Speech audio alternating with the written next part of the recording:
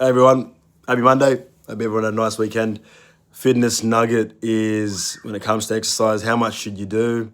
75 to 150 minutes of moderate to vigorous intensity exercise is the Australian government guideline. The focus is to do some cardiovascular sessions, so 2 to 3, and then 1 to 2 resistance-based sessions per week. Now, if you're not currently reaching this, that's fine. Start where you start, all right? And slowly and gradually build up your exercise load.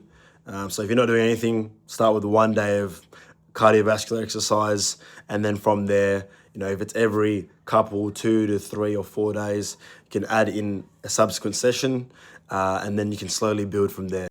This is helpful because it minimizes injury risk. Overload is definitely a thing, and the body's really good at becoming more efficient at what you do repeatedly, but also when we're very keen, very motivated to get straight into it, challenge is that we tend to overload our bodies. So initially, when you're starting off, especially from a cardiovascular perspective, start small. If you want to start first session, not sure where to start with 15 minutes.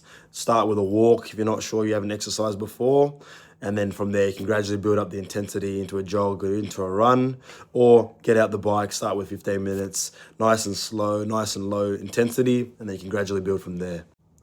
Similarly, in the gym, if you're not sure where to begin, start by having a bit of a combined session where you're doing upper limb and lower limb exercises, and start off with 2 sets. Again, less is always more. It's better to do less and have a little bit left in the tank than to start and kind of cook yourself through, and then you don't have more to give, or on the other side, you have an injury or something that will inhibit yourself from continuing to engage. So start small and gradually build. And also with those 2 sets, start gross. So you're working your major muscle groups. If it's the lower limb, your quads, your hamstrings, your glutes, your kind of triceps surae, the lower limb, and then going up, your pecs, your deltoids, your upper back region.